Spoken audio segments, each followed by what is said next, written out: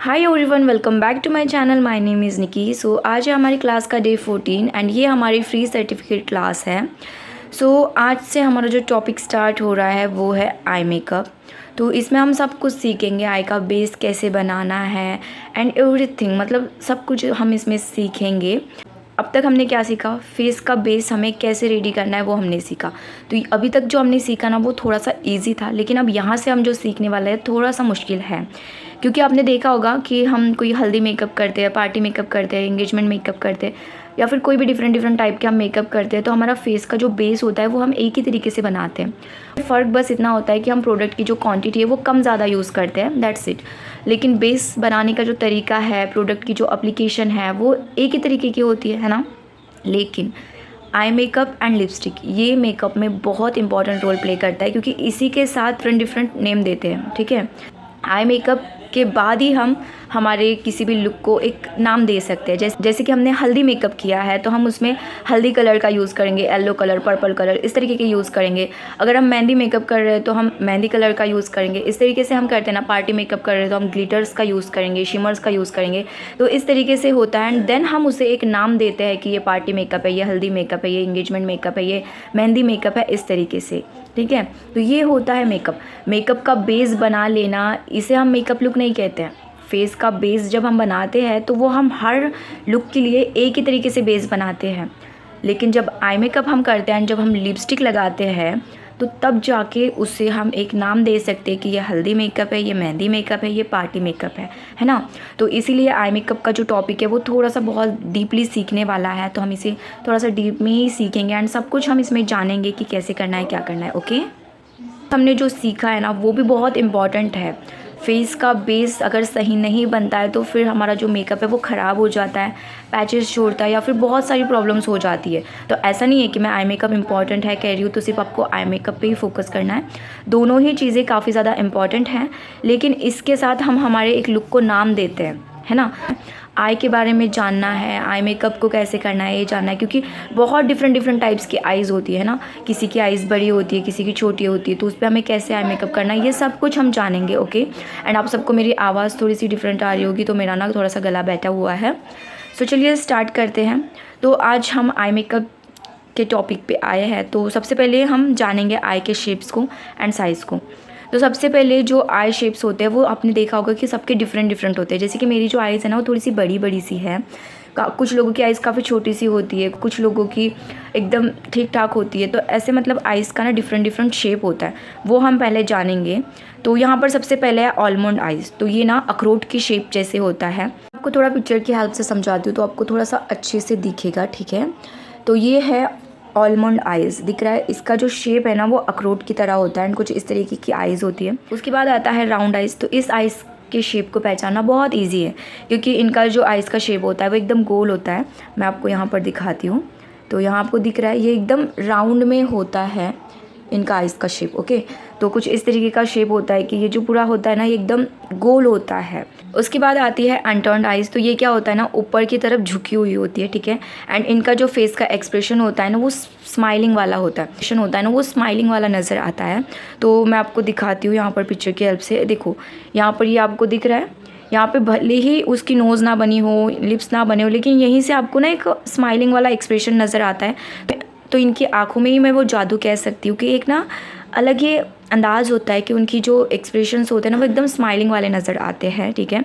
उसके बाद जो आई है वो है डाउन टर्न्ड आइज़। तो ये नीचे की तरफ होती है, मतलब इसके अपोजिट होती है। तो इसमें क्या होता है ना, सैड एक्सप्रेशंस दिखते हैं। मैं यहाँ पर आपको दिखाती हूँ, होगा हाँ ये। अभी आपने ये वाली पिक्चर देखी, अभी हमने ये अनटर्न्ड आइज़ देखे। इसमें एक स्माइल एक्सप्रेशन हमें नज़र आ रहा है, लेकिन वहीं अगर हम ये आइज़ देखेंगे तो ये सैड नज़र आ रही है। आपको नज़र आ रहा है ना, पिक्चर की हेल्प से ही समझ आ रहा है ना आपको कि यहाँ पर थोड़ा सा ये आई जो है वो सैड नज़र आ रही है। एंड वहीं अगर हम अपवर्ड आइज़ की बात करें तो ये एक स्माइलिंग एक्सप्रेशन देती है, ठीक है। जो दोनों होते हैं ना ये एक दूसरे के अपोजिट होते हैं। ये जो होता है ये स्माइलिंग एक्सप्रेशन देता है एंड ये जो डाउन टर्न्ड आइज़ होता है ये सैड एक्सप्रेशन देता है। आपने शायद देखा भी हो आपके आसपास काफ़ी सारे लोगों को। बात करते हैं हुडेड आइज़ की। तो यहाँ पर मैंने ना वीडियो बनाते टाइम ही वॉइस रिकॉर्ड की थी, लेकिन पता नहीं वो वॉइस रिकॉर्ड ही नहीं हुई। तो चलिए मैं अब आपको बता देती हूँ कि क्या होता है हुडेड आइज़। तो हुडेड आइज़ में क्या होता है ना कि इनका जो क्रीज लाइन वाला एरिया होता है, यानी कि आई के ऊपर में जो हमारा क्रीज टू आईब्रो तक का जो एरिया होता है ना, वो बहुत मोटा होता है एंड बाहर निकला हुआ होता है।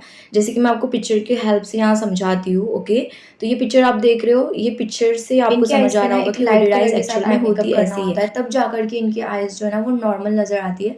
वरना अगर आप विदाउट मेकअप इनके आइज देखोगे ना, तो वो एक ना सूजन टाइप का उनके आई पे नजर आता है, जिसे हम लीड कहते हैं ना। वो एरिया पूरा झका हुआ होता है एंड एकदम छोटा सा होता है वो एरिया, कि उस एरिया में हमें मेकअप करने के लिए काफ़ी ज़्यादा मुश्किल से जाती है डीप सेट आइज़ की। तो इसमें आपको ये सुन के ही थोड़ा सा एक अंदाज़ा हो गया होगा कि हम कुछ डीपली बात कर रहे हैं, यानी कि गहराई की बात कर रहे हैं। तो इनकी आंखों में ना एक गहराई सी उभरी हुई होती है एंड हमारा जो ब्रो बोन होता है ना, उसकी हड्डी पर ये सेट होती है। ओके, तो मैं आपको पिक्चर की हेल्प से समझाऊंगी तो शायद आपको थोड़ा सा ज़्यादा समझ आएगा कि मैं एक्चुअल में क्या कह रही हूँ एंड आपको क्या दिखाना चाहती हूँ। तो ये होती है डीप सेट आइज़। तो आपको ना पिक्चर देख के थोड़ा सा इजीली समझ आएगा कि आइज़ एक्चुअल में होती कैसी है। ओके, तो ये होती है एंड इन सब आई मेकअप पे ना हमें अलग अलग तरीके से आई मेकअप करना होता है। इस पर हमें डार्क, न्यूड, इस तरीके जो कलर्स होते हैं ना, वो आई के शेप के अकॉर्डिंग हमें चूज़ करना होता है। ओके, तो आपको समझ आई डीप सेट आइज़ कुछ इस तरीके से होती है। अब बात करते हैं प्रोमिनेंट आइज़ की। तो प्रोमिनेंट आइज़ में क्या होता है ना कि इनकी जो आइज़ है वो बाहर निकली हुई होती है। यहाँ पर आपको पिक्चर की हेल्प से ज़्यादा बेटर समझ आएगा। तो इनकी आई आप देख रहे हो। उसके बाद आता है मोनोलिड आइज़। तो ये ना एक सिंगल आईलिड होता है, इसमें कोई क्रीज लाइन नहीं होता है। मैं आपको पिक्चर की हेल्प से समझाती हूँ। तो आपने ये पिक्चर देखी, तो ये है मोनोलिड आइज़, इसमें कोई क्रीज लाइन नहीं होती। अब क्रीज लाइन क्या होता है वो मैं आपको बताती हूँ। तो जब हम आई ओपन करते हैं ना, तो कुछ इस तरीके से हमारे आई के अंदर ना एक लाइन गिरती है, तो इसे हम क्रीज लाइन कहते हैं। तो मोनोलिड आइज़ में वैसा कुछ भी नहीं होता। आपने कोरियन लोग देखे होंगे ना, तो उनकी आइज़ ज़्यादातर होती है मोनोलिड आइज़, बहुत छोटी सी होती है, उसमें कोई क्रीज वगैरह नहीं होता है। तो कुछ इस तरीके की उनकी आइज़ होती है। ठीक है, तो ये होता है मोनोलिड आइज़। अब बात करते हैं डबल आईलिड की। तो डबल आईलिड में क्या होता है ना कि इनकी क्रीज लाइन विजिबल होती है। अभी हमने मोनोलिड आइज़ में देखा कि सिंगल आईलिड होता है, उसमें क्रीज लाइन नहीं होता है। तो अब ये जो डबल आईलिड होता है ना, इसमें क्रीज लाइन विजिबल होता है। जैसे कि यहाँ पर ये मोनोलिड आइज़ है, इसमें आपको क्रीज लाइन नज़र नहीं आ रहा, लेकिन ये डबल आईलिड है तो इसमें आपको क्रीज लाइन नज़र आ रहा है। ठीक है, तो ये होता है डबल आईलिड। ओके, समझ आई। मतलब monolid eyes and double lid eyes ये एक दूसरे का अपोजिट हम कह सकते हैं कि इसमें कोई क्रीज लाइन विजिबल नहीं होती एंड इसमें क्रीज लाइन विजिबल होती है। तो आपको समझ आ रहा है नहीं आ रहा है मुझे कमेंट में बताओ, अदरवाइज़ मैं आपको फिर से समझाने की कोशिश करूँगी, क्योंकि ये जो आइज़ वाला टॉपिक है ना, ये थोड़ा सा डीपली सीखने की ज़रूरत हमें है। तो मैं आपको यहाँ पर इसीलिए पिक्चर की हेल्प से समझा रही हूँ ताकि आपको बहुत अच्छे से समझ आए। अब बात करते हैं एसिमेट्रियल आइज़ की। तो ये आइज़ क्या होती है ना कि ये जो दोनों आइज़ होती है ना, ये डिफरेंट शेप में होती है, यानी कि एक आँख बड़ी एंड एक आँख छोटी होती है एंड जो इनका डायरेक्शन होता है ना दोनों आइज़ का, वो डिफरेंट होता है। ओके, तो यहाँ पर मैं पिक्चर की हेल्प से समझाती हूँ। तो यहाँ पर आप देख रहे हो कि इनका एक आई जो है ना वो छोटा है एंड एक आई बड़ा है। तो इस तरीके से होता है एसिल आइज़, यानी कि डिफरेंट आइज़।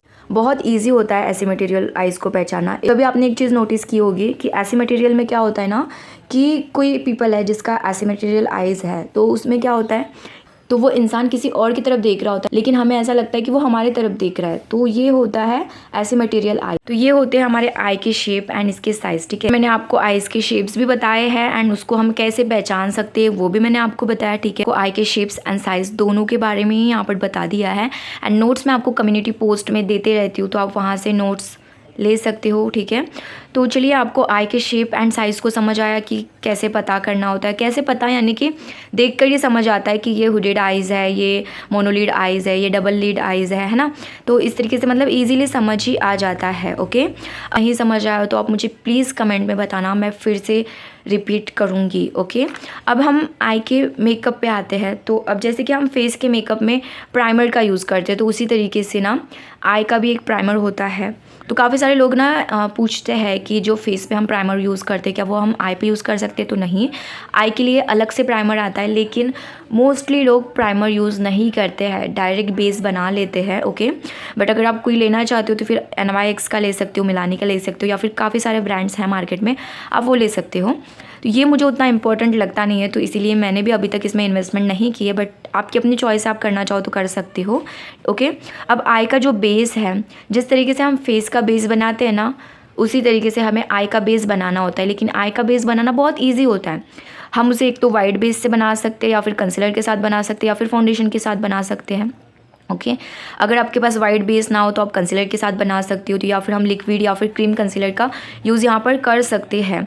अब वाइट बेस क्या होता है ना कि वाइट बेस का एक फ़ायदा होता है कि उस पर ना कलर्स काफ़ी ज़्यादा इन्हांस होते हैं। जो भी कलर हम लगाते हैं ना वो एक्चुअल शेड में वहाँ पर उसी तरीके का नज़र आता है, तो ये होता है वाइट बेस का फ़ायदा। कंसीलर भी कुछ उसी तरीके का होता है, लेकिन कंसीलर में ना थोड़ा सा हमारा जो आई शेडो का कलर है ना वो हल्का सा चेंज होता है, बाकी कुछ नहीं।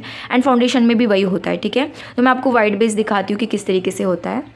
ये होता है वाइट बेस, इसे हम आई पे यूज़ करते हैं हमारा बेस बनाने के लिए। तो इसके साथ ना कलर्स काफ़ी ज़्यादा इन्हांस होते हैं। ओके तो काफ़ी सारे लोग कंसीलर के साथ भी करते हैं या फिर वाइट बेस के साथ करते हैं, तो सबकी अपनी अपनी चॉइस होती है, ठीक है। तो ये रिकोड का जो पैलेट है ना इसमें आपको सब कुछ मिल जाता है, तो इसी में मुझे ये वाइट बेस भी मिला है। तो मैं मोस्टली वाइट बेस का भी यूज़ करती हूँ एंड काफ़ी टाइम मैं कंसीलर का भी यूज़ करती हूँ। मैं वाइट बेस का यूज़ तब करती हूँ जब मुझे कलर्स को काफ़ी ज़्यादा प्रॉपर इन्हांस करके दिखाना हो, जैसे कि हल्दी आई मेकअप है या फिर मेहंदी आई मेकअप है। तो उसमें होता है कि जो कलर हमने लगाया है वो उसी तरीके से नज़र आए एंड काफ़ी ज़्यादा इन्हांस हो वो कलर, तो तब जा कर के मैं ये वाइट बेस यूज़ करती हूँ, हल्दी मेकअप हो या फिर मेहंदी मेकअप हो उसमें। ओके या अदरवाइज़ मैं बाकी टाइम पे कंसीलर का ही यूज़ करती हूँ। एंड जिनके पास कंसीलर नहीं है वो लोग फाउंडेशन के साथ भी आई का बेस बना सकते हैं। ओके बट कंसीलर तो हमारे पास होता ही है, तो आप कंसीलर का यूज़ कर सकते हो। आप चाहे तो क्रीम कंसीलर का यूज़ कर सकते हो या फिर लिक्विड कंसीलर का यूज़ कर सकते हो। ओके ये क्रीम कंसीलर होते हैं एंड ये लिक्विड कंसीलर होते हैं, तो आपकी अपनी चॉइस है कि आपने क्या यूज़ करना है। तो आप वाइट बेस के साथ भी बेस बना सकते हो, कंसीलर के साथ भी बना सकते हो और फाउंडेशन के साथ भी बना सकते हो। ओके तो यहाँ पर मैंने आपको वाइट बेस का फ़ायदा एक्चुअल में क्या है ये भी मैंने आपको बताया, एंड कंसीलर का तो फ़ायदा है ये, मोस्टली लोग कंसीलर का ही यूज़ करते हो। तो ये आपकी अपनी चॉइस है कि आपको वाइट बेस यूज़ करना है या फिर कंसीलर यूज़ करना है। प्रैक्टिकल क्लास में हम इसके साथ भी आई बेस बनाना सीखेंगे, इसके साथ भी बनाना सीखेंगे। ओके तो ये होता है आई बेस। अब भी हम आई का बेस बनाते हैं तो उसे हमें पाउडर लॉकिंग करनी होती है। अब जैसे हम फेस का बेस बनाते हैं तो हम उसे पाउडर के साथ लॉक करते हैं, तो उसी तरीके से आई का बेस बनाने के बाद हमें उसे पाउडर के साथ लॉक करना होता है, क्योंकि हमारा जो आई वाला एरिया होता है ना हमें वहाँ पर स्वेटिंग होती है। बताती हूँ कि किस तरीके से बेस बनानी होती है। तो ये है वाइट बेस। ओके मैंने अभी आपको जो दिखाया ना तो इस तरीके से बनाते हैं वाइट बेस, एंड इसी तरीके से कंसीलर के साथ फाउंडेशन के साथ भी हम हमारा आई का जो बेस है वो रेडी करते हैं आई मेकअप के लिए। तो इसे ना पाउडर के साथ लॉक करना बहुत ज़्यादा ज़रूरी है, क्योंकि ये जो हमारा एरिया होता है ना यहाँ पे भी हमें स्वेटिंग होती है। तो जब हम cream product liquid product use कर रहे होते हैं तो हमें हल्की हल्की स्वेटिंग वहाँ होती है। अगर हम पाउडर लॉकिंग नहीं करेंगे तो वो जो कलर्स है ना वो पूरे एक दूसरे के साथ मिक्स हो जाएंगे एंड कुछ अलग ही कलर नज़र आएगा। ओके तो इसीलिए हमें पाउडर लॉकिंग करनी होती है ताकि हमारे जो कलर्स है वो एज़ इट इज़ हमारे आई के ऊपर रहे एंड हमारा जो आई मेकअप है वो प्रॉपर तरीके से नज़र आए। तो यहाँ पर हमने आज क्या क्या सीखा, हमने आई के शेप्स को सीखा। प्राइमर मैं तो नहीं कहूँगी कि आप प्राइमर वगैरह में इन्वेस्ट मत करो। आई का बेस कैसे बनाना है वो हमने सीखा। अब प्रैक्टिकली हम चीज़ें सीखेंगे आगे, ठीक है। पहले मैं आपको थ्योरी में सारी चीज़ें एक्सप्लेन कर देती हूँ कि क्या क्या है, हमें किस तरीके के ब्रशेस का यूज़ करना है, कौन से आई शेडो में इन्वेस्ट करना है, एवरीथिंग मतलब ग्लिटर्स शिमर्स सब कुछ मैं आपको पहले बता दूँगी एंड देन प्रैक्टिकली मैं आपको आई मेकअप सिखाऊँगी। ओके तो अभी पहले हम आई का पूरा थ्योरी सीखेंगे, ठीक है। तो आज हमने क्या क्या सीखा ये आपको समझ आया। अगर आपको कुछ नहीं भी समझ आया हो तो प्लीज़ कमेंट में बताया करो, क्योंकि मुझे नहीं पता ना कि आपको क्या समझ आया क्या नहीं समझ आया। ओके सो चलिए यहाँ पर मैं वीडियो को करती हूँ। सो मिलते हैं हम कल की क्लास में, तब तक के लिए ध्यान रखिए अपना एंड अपनी फैमिली का। Bye, take care.